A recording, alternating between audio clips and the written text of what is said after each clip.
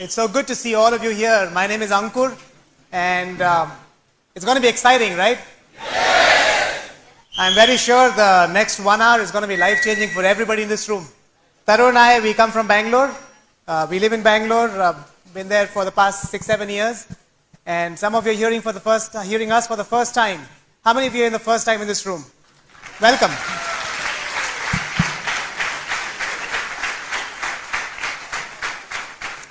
Our goal is to speak for you today evening. Perhaps you might be listening to us sitting in this room, or perhaps you're listening to us on a tape or a CD, sitting in your car or sitting in the comfort of your home. And some of you are trying to perhaps evaluate this business tonight. Anybody here who's trying to evaluate this business? Seeing whether this is for you or not? Good, we would like to speak to you. Because a few years back, we were sitting like this, like you, in one of the seminars. And that's when I made this decision to get into this business, to become a part of this business. And my goal tonight is to be able to help you make a decision. I personally believe that we make very few decisions in our lives ourselves. In fact, I personally believe that human beings in their entire life make only 3 or 4 really big decisions, which become turning points in their life. And most of them are not made by you. They're made by somebody else, influenced by a lot of people around you. Your decision to be born and come into this world was not yours, surely. It was a life-changing decision for you and for a lot of people around you. Your decision from then till you grow 15, 16, 17 years old, you hardly make any decisions. And then you make a decision to create a career for yourself, to become a chartered accountant, a lawyer, a doctor, an engineer, whoever, a business person, whoever. And for most of us, we did not make that decision. Somebody made that decision for us. And that was a potentially life-changing decision, isn't it? For a lot of us, how many of you had an arranged marriage? Okay, almost everybody. How many of you had a love marriage? Okay, you see? So 90% of the people didn't even decide whom to marry. Somebody else did.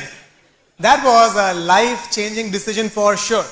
What I'm trying to tell you is that we make very few decisions ourselves in a lifetime. The decision to build this business or not build this business is perhaps going to be one of the biggest decisions you ever made for yourself in your entire span of your life. Because it is going to affect everything that you will do from here on. See, when I was in school, I didn't have much control over what I was doing. It was, that period lasted 10 years, 12 years. When I was in college, that period lasted 4 years. But after I came out of college and came into a professional life, the next 30, 40, 50 years, the only stated goal that I had, my family had, and the society expected of me was what? To make money. Because that is what will determine the house I live in, the girl I marry, the way I live, the way I travel, the clothes I wear, where I eat, who I associate with, what vacations I have. Everything in my life from here on is decided by only one factor: how much money you make, isn't it? If that is going to be such a big decision which will affect next 30 to 40 years, that decision better be really, really good. And you need to choose a right vehicle for those 30 years, because these 30 years won't come back again. And that is why this decision about getting or not getting into this business will be a potentially life-changing decision for you, is what I believe. Have you heard success is 99% perspiration and 1% inspiration? Have you heard that? You know the way I interpret it? 99% perspiration, everybody's doing. How many of you think you're working hard? You're already working very hard. A lot of you, almost all of you. You think you're working hard, so 99% perspiration is not a problem. Even though people are doing the 99% perspiration, they're not able to succeed in life. Why? Because the 1% inspiration is missing. That's why. Where do you get it? There's nobody to give that inspiration really. From where do you get that inspiration? How many of you have watched that new movie which has just come, Guru? A lot of you? Does it inspire you to do something more in life? Yeah, it does. But then for 3 hours maybe. You come home and then you forget a lot of it. In your real life, how many of you have got family, relatives who are multimillionaires? Okay, 3, 4 people. How many of you have got friends who are multimillionaires? Okay, 10, 15 people. How many of you have got neighbors who are multimillionaires? Not possible, otherwise they won't be your neighbors. How many of you have got colleagues who are multimillionaires? Not possible. They won't be your colleagues.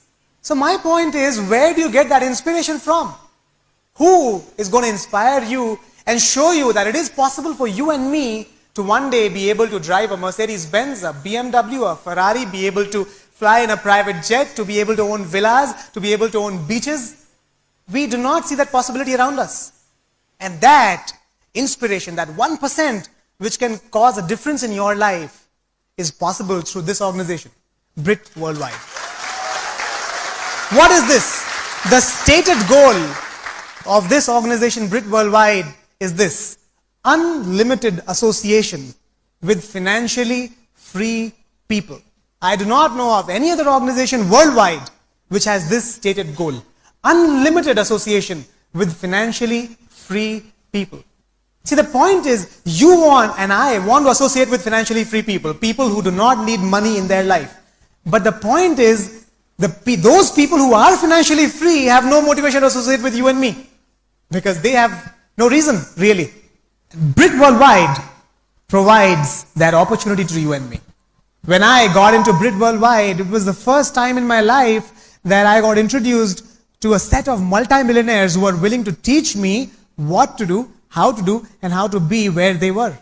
For the first time, I got to know there was something called Kantigala. There was somebody called Kantigala, who is a PhD scientist, got into this business at the age of 45, a multimillionaire many times over, lives like a king. For the first time, I got to know Manipal Reddy, who's my upline. He just built a $2 million house in New Jersey. For the first time, I got to know somebody like Kumar and Anjali Sriramakrishnan, retired at the age of 27 from their careers, used to own his own software company, multi-millionaire, about to buy his own private jet. I could have never met somebody like that without the system, Brit Worldwide.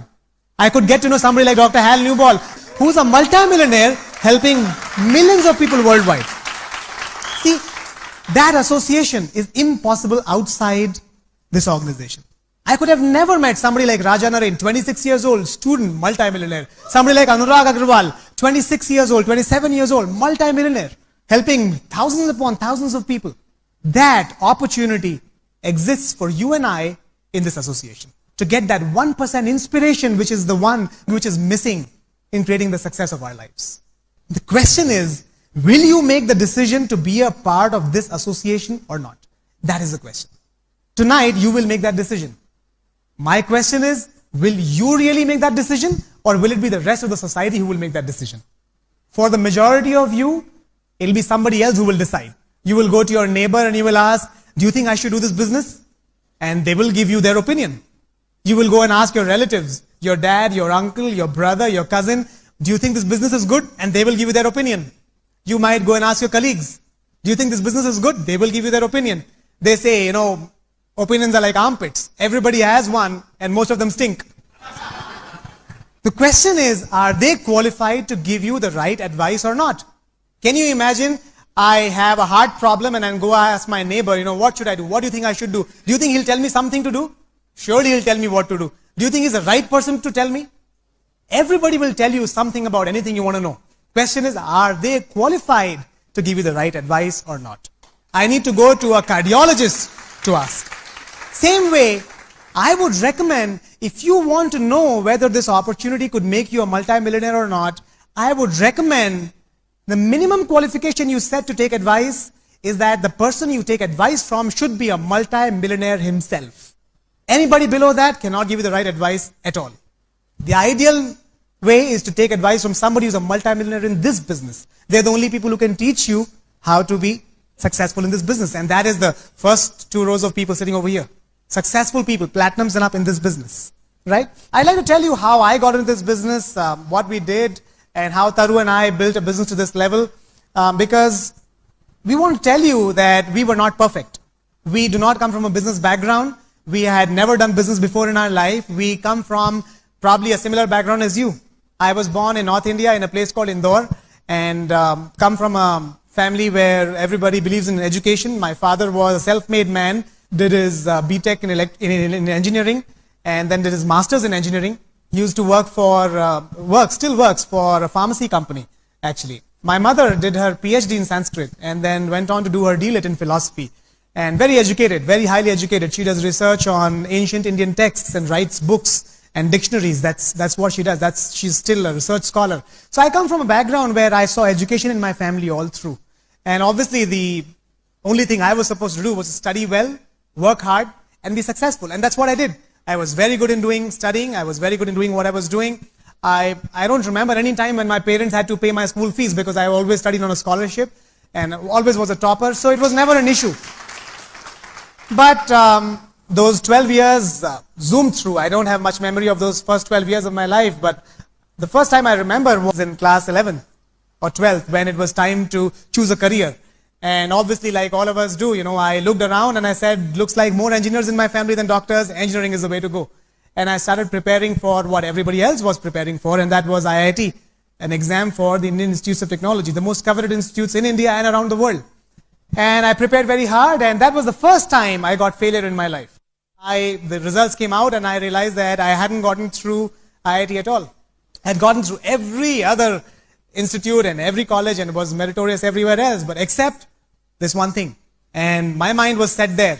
I was feeling really bad because that was the first time really I failed in my life. And everybody around me, what did they say? They said, forget it, doesn't matter. How does it matter? Just take admission in the other best college that you have, and then you'll still get a job and you'll still have a bright career. Why worry about it? But what was in my heart was my eyes were set to go to IIT. And I did not listen to anybody else. I joined college, but I prepared again and got through IIT this time. That was, the year was 1994. And I found myself all of a sudden at IIT Delhi in the class of electrical engineering in a bachelor's degree. Do you think I was passionate about it? No. Whatever rank you get is the branch that you get.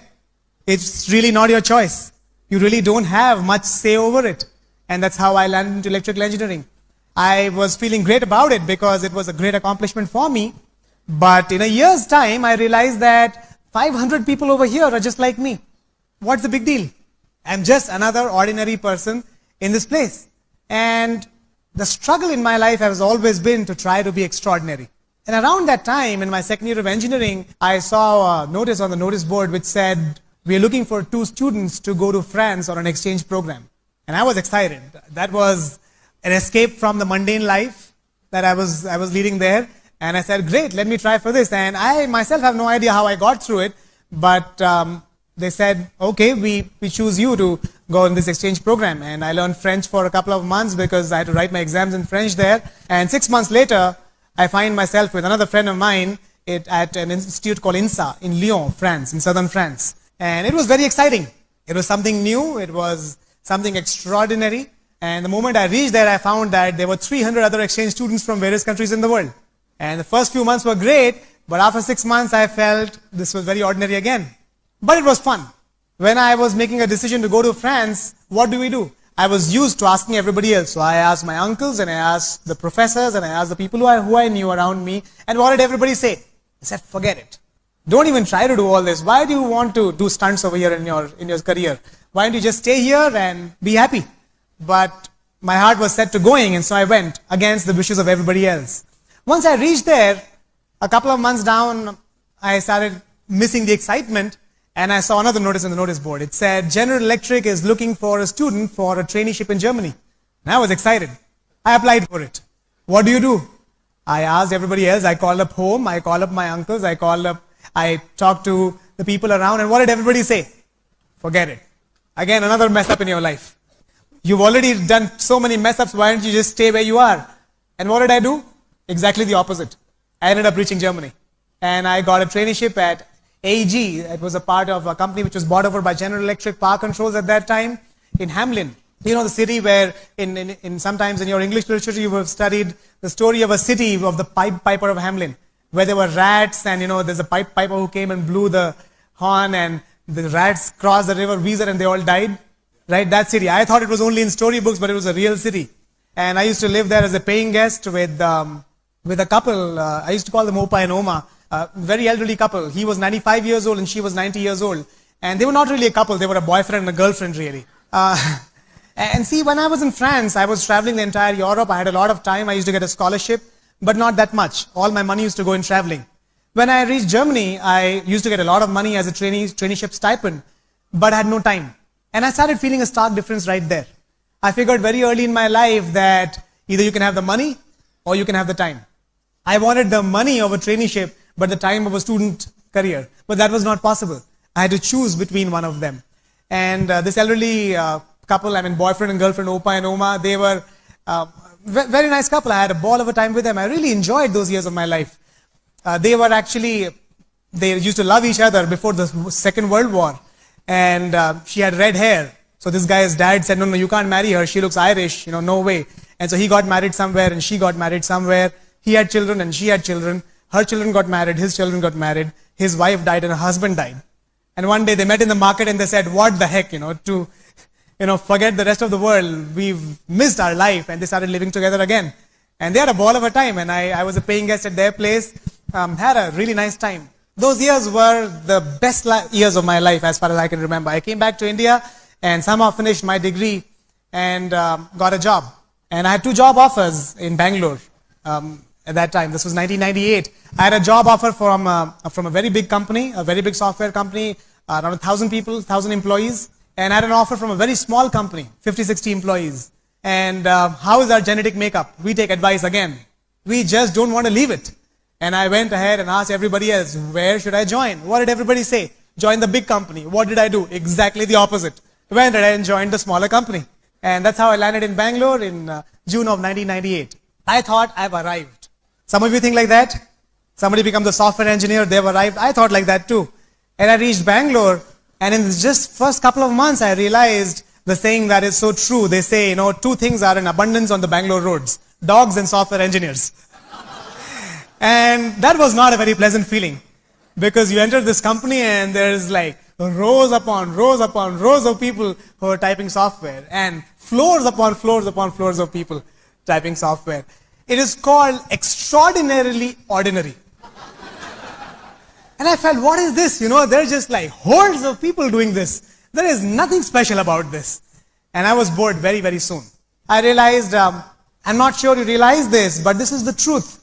Some of you think software engineers work very, very hard. They go early in the morning and they come back 1 o'clock at night and 2 o'clock at night. But believe me, very few of them really work very hard. I realized very early that people were staying at work not because they had work. See, you reach office at 9 o'clock, first you read a newspaper.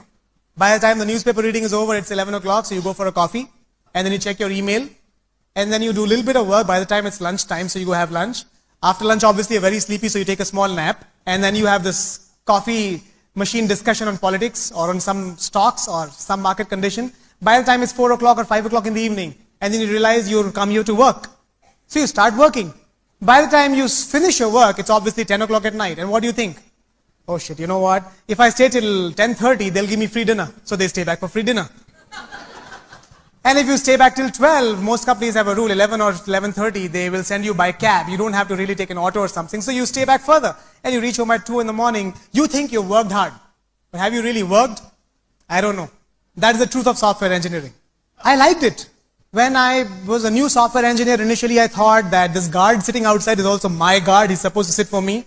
These computers are also mine. The air conditioning is also mine. The carpeting is also mine. But very soon I realized that none of this is mine. I myself am temporary over here. I can be shown the door any day. That's what happened in 2001.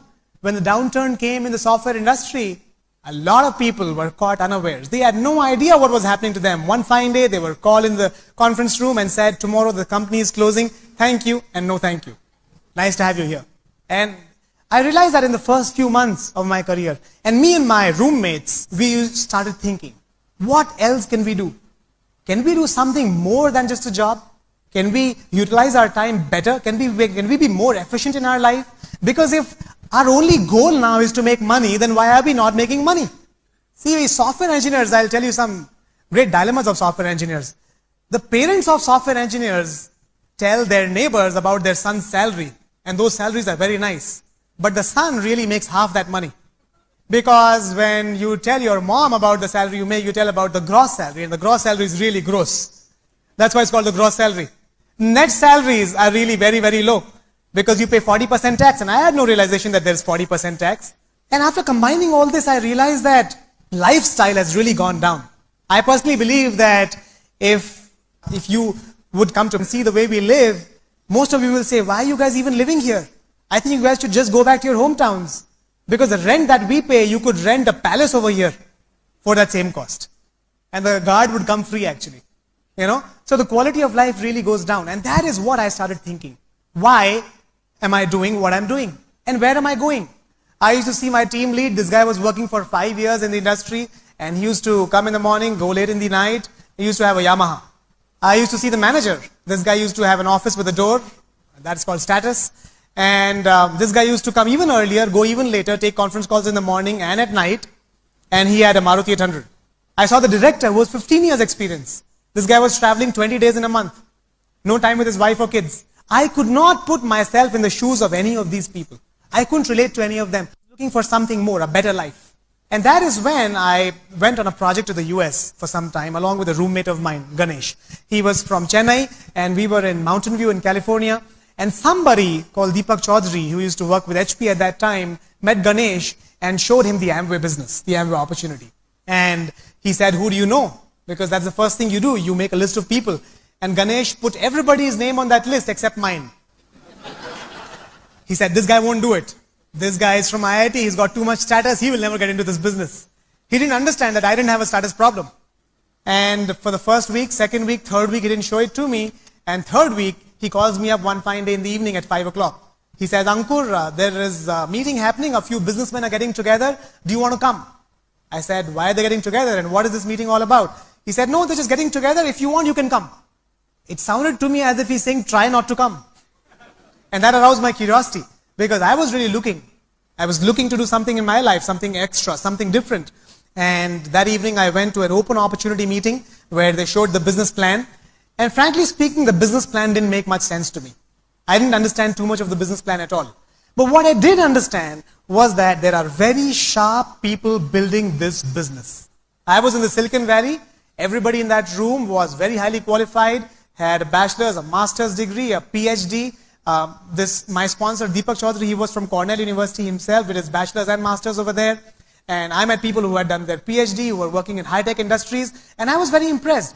I figured if people of that caliber are in this business, they must have thought something about it. That's the first thing I liked. Second thing I liked was that I saw couples building this business there. I saw husbands and wives, which is really unseen anywhere else. How many places do you see husbands and wives together working at something? Very few places. And I liked it. Because my fear was always, when I get married, my wife will have a career, I will have a career, and there won't be much to talk about in common. This was a business where I saw where husbands and wives could work together. That's the second thing I liked. A third thing I liked was there was no hypocrisy. No hypocrisy means I found people who were saying, we want to be multi-millionaires. Everywhere else I was seeing people who were saying, no, we're not running after money. And the whole day they're running after money, really changing a job, trying to see the stock price. I found people who were not hypocrites over here. I like that. If you're really making money or wanting to make money, why not say so? I got into the business. Those days I was staying at my boss' place. My boss had actually gone to Europe for a conference and he had a dog. Somebody had to take care of the dog, and here I am, taking care of the dog. Anything for the boss, right? No, that was not the reason. My boss had a home theater and a jacuzzi. I thought, wow, life will be awesome. For 10 days I can stay at his place, and I was staying at his place. I didn't really go through the material that they gave me. The next day they came and they questions. So you have questions when you have understood something. I hadn't understood much. So I said, no, I have no questions. So they said, okay, let's get you started. I thought getting started must be a long drawn process. Maybe in 2 or 3 weeks we can get started. So this guy went to the car, brought a box and a form, and he said, okay, welcome, you're in business. And right there, I was in business. And that's how I found myself in a part of this huge Amway Brit Worldwide opportunity worldwide. I came back to India. Very soon I came back to India, and my roommate went to Chennai, to his hometown, and his mother said, what is this that you're doing? This is ridiculous. I sent you to the US to become a scientist, to become a big man, to become a CEO, and what is this? You're going to sell soap? If you're going to do this business, I'm going to do a suicide. And he was so afraid, he said, no, I'm not going to start this business. And he didn't start, and I directly got connected under his upline, which was Deepak Chaudhary. And I went to the Amway Distribution Center to buy my kit for the first time. And that was the first time I saw products.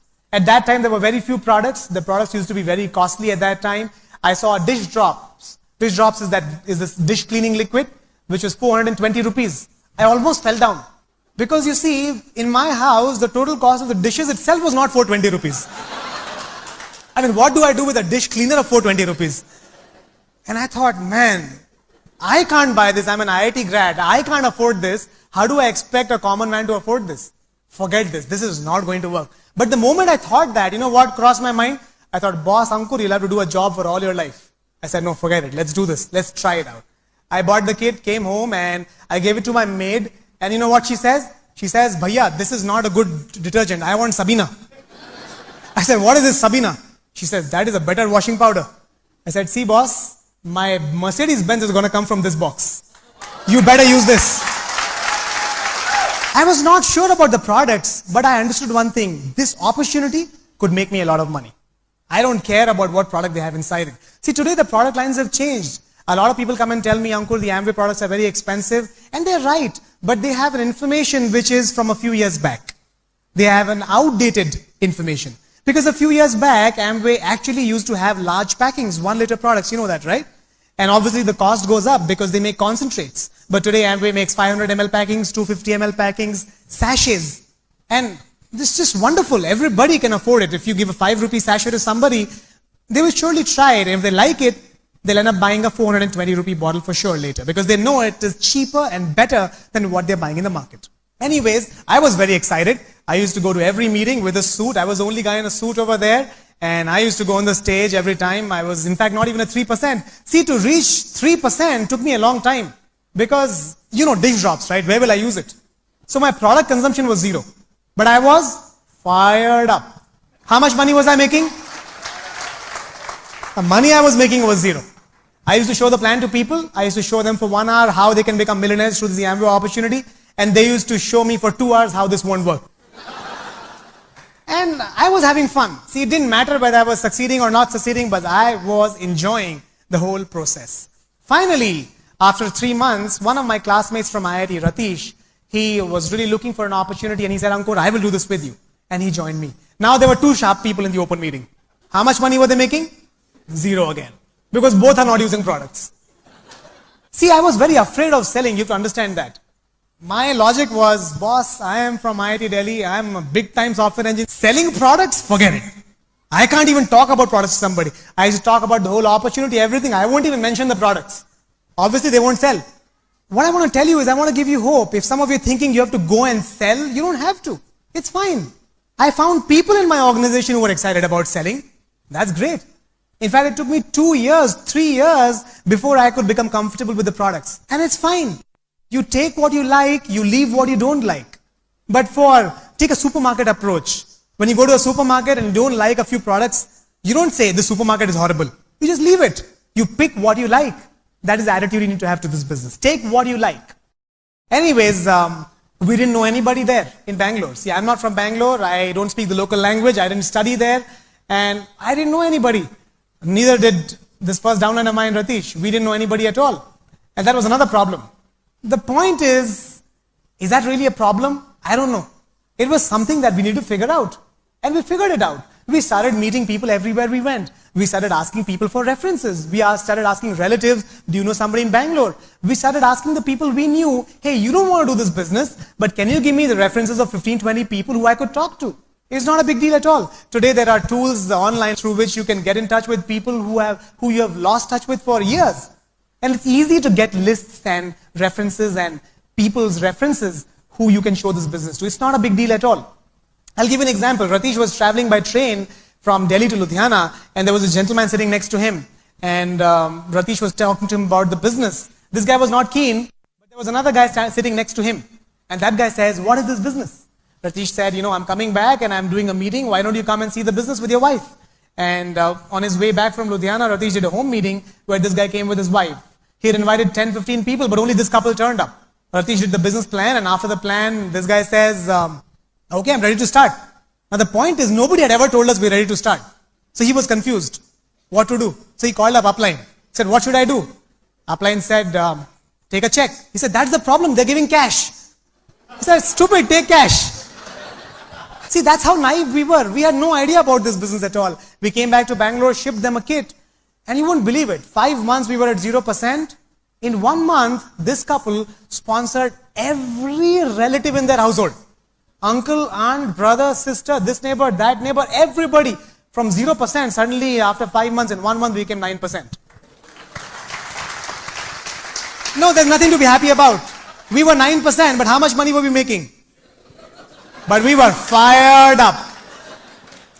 You have to understand, being excited has no relation to how successful you are becoming.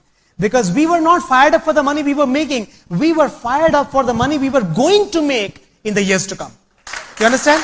That hope is what gives you the excitement. And I found all my legs like that. From unknown people, it's not a big deal. You don't have to know a lot of people to build this business. You don't have to be perfect. Perfect people don't build this business, right? I did a course, a behavioral development course, and there was this guy sitting next to me, and we became friends, and I showed him the business, and he said, sure, I'm looking, I wanted to go for an MS, but then I've dropped that idea, and I'm looking for an opportunity. If you're doing something good, why not? And he joined business with me. He was working as a software engineer for a company called Siemens at that time, and his name was Mohsin Khan, and he became our second platinum. And we've got, founders platinums upon founders platinums upon founders platinums in that organization today. Thousands of people in that leg.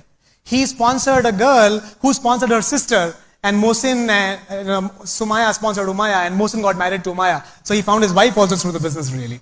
In fact, Ratish sponsored somebody, who sponsored somebody, who sponsored somebody, and Ratish got married to their daughter. So for single guys, there's a lot of hope, you can, not just the products are good. And from this same course, I was coming back home. It was 20 kilometers, and there's this gentleman who was there. He did not have a bike, so I used to give him a lift on my scooter every day. I had a dirty old scooter which I got from my dad, and I used to give him a lift on that. And one day he called me up, Ankur bhai, how are you? I said, come home, man, I'm going to show you something good. And I showed him the business. He got excited, he got started, and he became a third platinum, Kamlesh and Shweta. And they moved to Hyderabad recently. He's a software engineer also. Thousands of people in that organization. A lot of platinums in that organization. That became our third platinum organization. That's how we went emerald.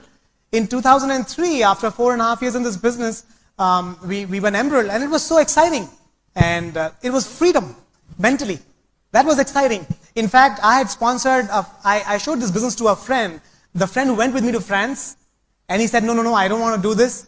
But you know what? I have another friend from IIT. You can talk to this guy. He's in Cochin. I went all the way to Cochin to show him the business. This guy said, no, I'm not interested right now. But 1 year later, he came to Bangalore and joined the business. He joined but couldn't do much because of family challenges. He went out. 2003, he came back to Bangalore. And he got active again. He got married. And they became our fourth platinum, like Gaurav and Divya. He works for a software company in Bangalore. She's an architect. And they've got a thriving organization coming on. We have my younger brother. He and his wife are from IIM Ahmedabad. They're at 18%. They're going to be our fifth leg, starting their qualification next month. So life is exciting. You will find people. The question is, maybe you can't see them right now. It is always like this. They say 1,000-step journey cannot be completed in a minute. You take a step and you can see the next 10 steps. And you take another step and you see the next 10 steps. Don't try to see the entire journey before you start it. Start the journey. You will figure out how to do it along the way. It's really not a big deal.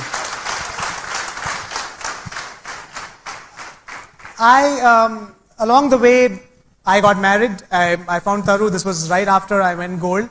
And the journey became even more exciting because the joy of companionship is like no other joy. And Taru and I are equal partners in our business.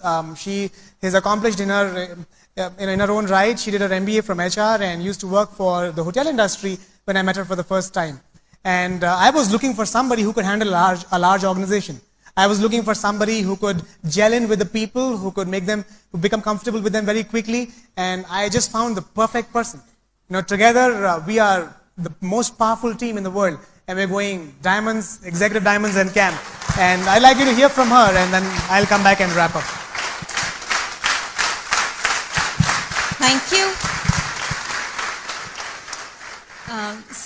Some of you are wondering whether this business is for people who were very accomplished right from the beginning, like Ankur, who had somebody who had a great self-image to start with, who had a great degree behind him, who had the perfect upbringing, who had confidence, who was not shy of public speaking. And I can give you a lot of hope because I was in the other end of the spectrum when I got married. Okay, I was a person who would, shy away from public attention, whatsoever it is. In fact, I remember the first big function I came to with Ankur, that was in Chennai.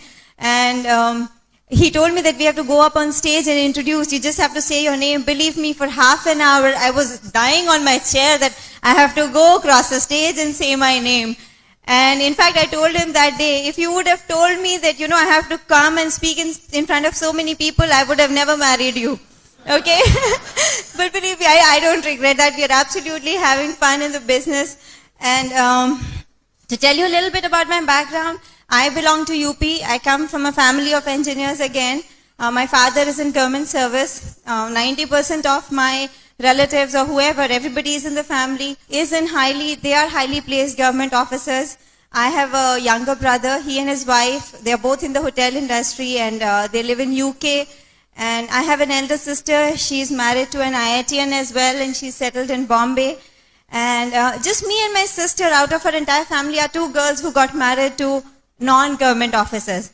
For me, I'll tell you a reason why. My dad was continuing the family trend and looking for a guy from IIT for me because, none of the daughters went to IIT, so at least the son-in-law, we had a choice in that. See, the reason I did not want to marry a government officer was only the reason because the way I grew up was transfers, postings, changing schools, and I was very career oriented. So I could see for myself that if I have the same lifestyle like before, like while growing up, I could never build a career. So I wanted to settle down in a place like Bangalore or Pune. Those were 2 cities of my choice, and it just happened like that we met through Times of India. Through Times of India matrimonial. It's a completely, perfectly arranged marriage. And I can tell you it works. Okay, and so that's how. See, when I say that I was career oriented, I was career oriented, but I never had big dreams. The only thing I had imagined in life was, a working couple, husband working in a good job, I would also be working. But this plan, I did not see beyond 5 years. Most of us, when we are in that age, we do not think that long term. At least I was like that. I had a very normal upbringing. I was average. I had a good education, decent job and everything. But I did not excel in anything. And accordingly, I did not have a big time plan for my future. My big time plan was only to find a good husband. Okay? And the first time I got to know what is dreaming big was, when I met Ankur. We were engaged for 8 months before our marriage, and that was the first time I heard really that big things are possible in this lifetime. You just don't have to see it on the movies and just, feel happy about it for 3 hours. How many of you remember there used to be a serial called Shanti?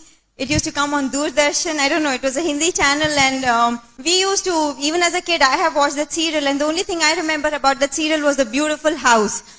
And Ankur used to tell me that, one day me and my brother, we want to build a house like Shanti Mansion, a big house with a circular driveway, a 4-car garage and a swimming pool. I was so ignorant. I thought that all this would come from the income he was making in his job. Can you believe it? I thought that, okay, he's from IIT, he has a great degree, and he travels to US, so I'm sure he has a lot of dollars saved in the bank. But little did I realize that with all those dollars, with all those US trips, and with all the expenses in Bangalore, ultimately all you can buy after a lot of savings in dollars also is a good flat with a couple of lakhs of down payment and a 15 or 20 year EMI as a financial liability for the next 20 years. I did not realize that those dollars or whatever money could give you a nice looking bathtub, but it cannot give you a swimming pool. I was that ignorant. Okay, see about the dreams, the best part that I liked was, he was not only talking about the money or the things that we could buy with money. He also used to tell me that, you and I will be a perfect couple. We will have an exemplary marriage, and we will be role models to so many other people in our life. And another thing he used to talk about was having an ideal family, that, I should be united, or we should just be the perfect daughter and son-in-law, or, daughter-in-law and son, perfect brother. We should just be a perfect family for everybody around us, and we should give back to the society. Now see, for me, that was again a big change, because I had never met another 24-year-old who would be thinking on those terms. Ankur and I are the same age. None of my friends used to think like that. I never thought like that. So I was really impressed. And believe me, all this was there because he was in the Brit system already for 1.5 years before we met. And so that's how my dream building started happening. See, I'm telling you this because I want to just share this, that even if you're here today for the first time thinking, do we really need all those big things in life? I just want to tell you this, you cannot be so selfish, thinking so small only for yourself. If you make it big in life, there is so much we can do for everybody else around us. We can give so much back to the society.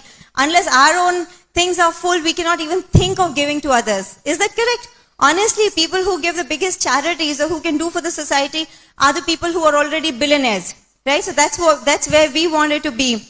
See, Ankur used to speak about being young, rich and free.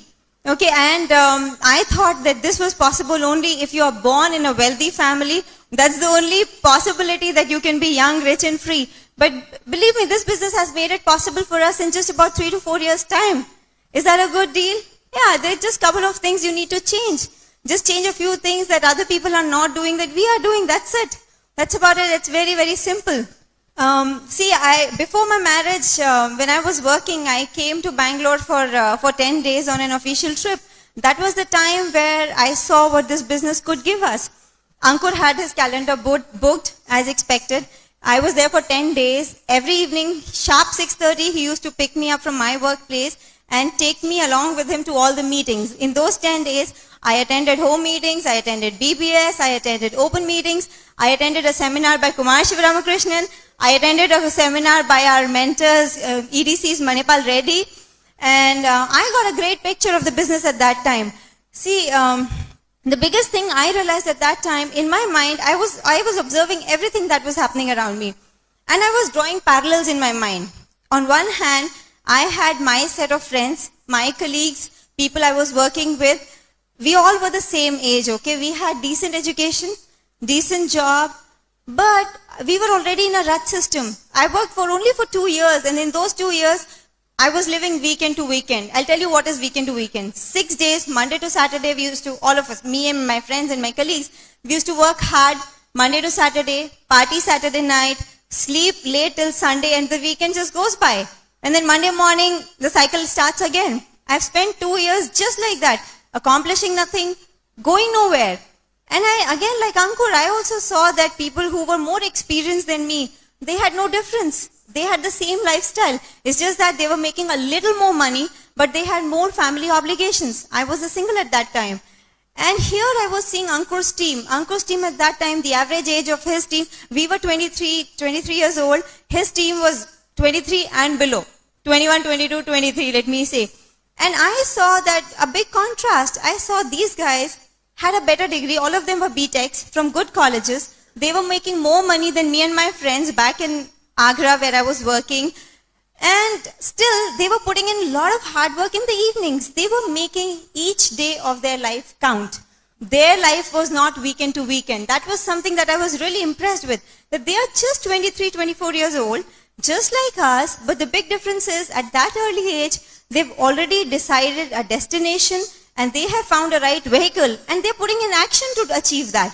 I had not met any other set of young, ambitious people in my life till that time. I was really impressed by what I saw in Bangalore. I went back, I liked everything. But, the kind of person I was, once I went back to Agra where I was working, I was very hesitant in telling everybody that Ankur was in the Amway business. I told that, yeah, he's a software engineer, his house is nice, he bought a Zen just the day I was coming to Bangalore. And I told all the nice things. He had just returned from US, he brought me a lot of stuff, and I showed it off big time to all my friends. But I didn't have the guts to tell anybody that he was building the Amway business. Now, see, the problem was not with the business. The problem was with my self-image. I was so worried about what will people think. Can you see how perfect we are as a couple? He didn't care about people's opinion, and I was so worried about what will other people say, what will they think. And I just learned it along the way that if you have to be successful in life, you cannot care about you cannot be concerned about what other people are thinking. Because ultimately your finances, you have to set right. Nobody else can do it for you. And he told me that it will take guts to succeed in this business. You will have to go against what everybody else is doing. And the way I was, I had never got attention, because if you are just average, you're just doing everything which everybody else is doing, nobody turns back and, says anything. You must have heard that, people throw stones at a tree which is bearing fruits. Nobody throws stones at a tree which is barren, correct? Same thing for us too. I just understood that, my turning point in this business came, I attended an FED. Before getting married, the FED was happening in Bombay and the AD Sports Complex. It was in November of 2000 and December was our wedding, and Ankur really insisted that I should come. He wanted me to come because he wanted me to see a big picture of the business, and I wanted to go because the next day was his birthday. Okay, and anyways, I went to FED and I really liked what I saw there. I saw more than 10,000 people, and believe me, I had never seen such a big gathering before. The thing that I really liked there was, there were no separate queues for men and women. There was no alcohol. There was no smoking. The women seemed to be very comfortable. There was no pushing around, nothing. It was very organized. There was no chaos. And the state I come from, girls hardly ever go to theaters because the crowd there itself is like that you would not want to go in. So coming from that place and seeing such a big change, I was impressed that how can something be so organized when it's such a big mob? And that was my first impression about a big Brit function. Ankur was in platinum qualification at that time, so I didn't stand in the queue, but I was observing everybody, and everybody seemed to be happy about what was going to happen. Once the function started, I remember seeing 3 couples on stage. I saw Kumar and Anjali, I saw Kanti and Lata Gala, and I saw Kulin and Meena Desai. All I could understand from them was what the dreams that Ankur is talking about, those people are living that lifestyle in real. That was something that I saw. It increased my faith level in the business. And the thing that really emotionally appealed to me was the way husbands brought up their wives. All those people were married for a long time, but the way they were speaking about their wives, it looked just as if they've just been married for less than a year. You all can understand what I'm saying. Okay? After marriage, I came back and we just had to change a few things. We just had to do a few things which other people were not doing. The first decision was I decided to quit because I wanted to build this business full time. It was met with a lot of resistance from my parents because they just didn't understand the big picture of the business. They are my well-wishers. They are the ones who would care the most about what I was doing in life. But the only thing is that sometimes we have to see whether they have the right information, whether they have the same information as you do, and make our decisions accordingly. So that's what we had to do. And after that it was simple. We did something which we call delayed gratification in our business. It simply means postponing a few things for some time. We say that have delayed gratification, not denied gratification. There is nothing that we cannot enjoy later. It is just that whatever fun we want to have today, if we want to build this business seriously, we have to postpone it for some time. And then you can get it back in multiple folds. I'll give you an example. When we got married like a normal couple, I wanted to buy a TV. And we just had to postpone that decision. And then after 3 years, we could buy a big home theater system. So what is better? We enjoy watching the movies on our home theater system. Whatever we sacrificed, we got it back in multiple folds. I had never traveled by flight before. After marriage, whenever I've gone home or wherever I've gone, wherever there's a possibility to take a flight, I have never sat in a train. It was because Ankur chose to do this business early in his life. Okay, I'll tell you another example. I'll tell you a difference. A lot of software engineers, they travel to US, and most of the times they're traveling alone. The wives do not go. Even if they go, the husband is in a conference from morning to night. In a week's trip, the only day they can enjoy is half a day. Where when we go for a Amway trip, abroad, international, all-paid trip, we don't do currency conversion. We don't try to save money. We travel first class. We stay in the best hotels in that city. I saw a big contrast because on one international travel from his office, I went with him. I was all by myself for 1 week because Ankur was so busy at work. Only half a day we got time to spend. That was 2 months after marriage. And when we went later in the same year, we went from an Amway trip, we had 7 days of fun-filled time. Okay? I'll tell you another thing. Another thing we have sacrificed is time with parents.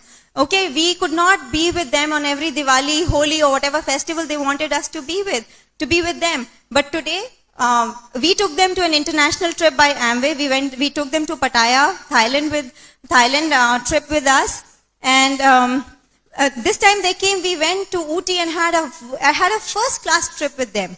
Okay, whatever we've sacrificed, we've got many folds through this business. Okay, I'll tell you another thing. There is no concept of a loan or EMI in our household. 2 years back, before our son was about to be born, just 2 days before his birth, we bought a Chevrolet Optra for 9 lakhs, cash paid, no loans. Okay? Another thing, okay, if both of us were working, when our son was about to be born, Ankur would have to apply for a paternity leave. I would have had to apply for a maternity leave. Both of us were free by the time our son came. So he has not seen mom and dad working. Both of us did not have to ask anybody how much time we can spend with our son. Okay, we absolutely love raising him and we love the time we spend with him. Okay, another reward I want to talk about. We've given so many, parents, I want to talk about this particular thing. My brother had a housewarming ceremony in Bombay and he lives in UK. My sister was doing the function or whatever. For some reason, we were not able to make it. And my sister was very disappointed. That same day, we just decided 2 days we'll go, 40,000 we spent and we just gave them a big surprise. It just makes up for all the times that we've not been able to spend with them when we were aggressively building the business. So all that is possible, only that we have to be patient and we have to postpone a few things for some time. Okay, and the last thing, see, this was all we could do with money. Ankur's younger brother is in the business. He's our fifth leg. Do you think his wife and I will ever have an ego clash?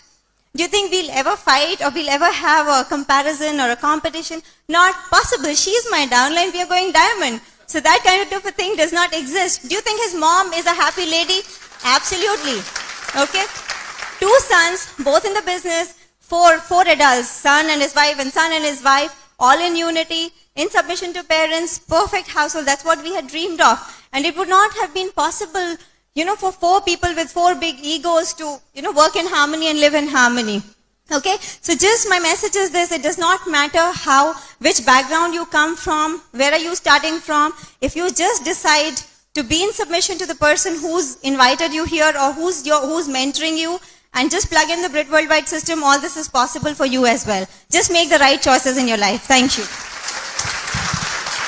Thanks, Taru. See, our goal over here, I hope you understand, our goal over here is not to brag. Our goal over here is to tell you that something better is possible than where you are today. You've heard of this guy, he went to his friend's house and he couldn't talk to his friend because this friend had a dog and this dog was crying at the top of his voice. Ooh, he was crying. After half an hour, this guy got irritated. He said, "Why is your dog crying?" He said, "Oh, you know what? He's sitting on a nail and the nail is hurting him. That's why he's crying." He says, "Why doesn't your dog get up?" He says, "The nail is not hurting bad enough." And for some of you, that is the case. You are cribbing about everything. The rents are high. The flight rates are not coming down. The airport tax has gone up. Everything's becoming expensive. The government is putting more tax. You're worried about everything. You're cribbing about everything. You're crying about everything. Salaries are not going up. Inflation is going up. But you're not willing to do anything for it. My question is, will you make the decision tonight to do something about it? Or will you be like that dog who's crying but not doing anything about it? My point is, make a decision for yourself. Decide. Unless you stand for a decision, nothing is going to change in your life. And that is what is important. You could follow the crowd, you could do what everybody else says, but I don't think there's glory in it. Someday, you will have to stand for your own decision. People will criticize you. People will ridicule you, but it does not matter. Have you heard that? They say, if you do something and nobody criticizes you, that means you're not doing something great. If some people are laughing at you, believe that you're doing something good, something worthwhile. So don't worry about public criticism. Stand for what you believe in. Make a decision yourself instead of trying to do a democratic poll with everybody else around you. And that is the only way you can achieve great things in life. It was great talking to you and we'll come back again. Thank you.